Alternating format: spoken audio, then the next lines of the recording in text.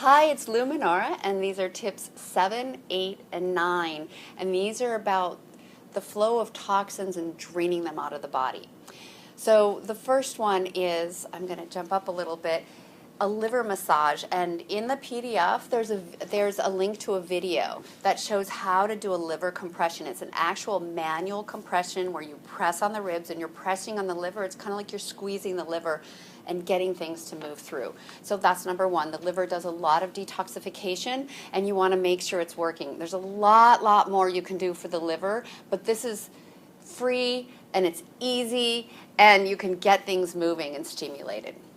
So the second thing on drainage is lymph massage. And again, in the PDF, you will get a video to a lymph drainage massage. And mainly we're talking about this area under the chin and the neck.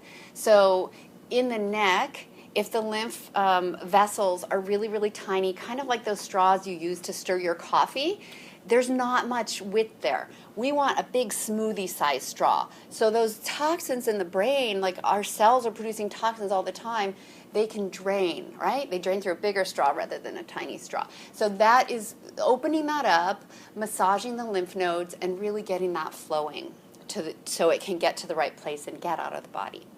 And the third thing, just looking down at my notes, is cleaning the brain of toxins. Now, that will help, but in recent years, scientists have found what they call the glymphatic system. So that's a combination of the glia, which is part of the brain, and the lymphatic system. And what they found is the brain shrinks by 40% while we sleep, when we're in that really deep sleep. So if your child's not in really deep sleep, their brain's probably not shrinking. And what happens is the shrinking is, think of it like a sponge squeezing liquid out. So the toxins are getting squeezed out. And so you want to do the lymph massage before bed, so when the toxins get squeezed out, they can flow.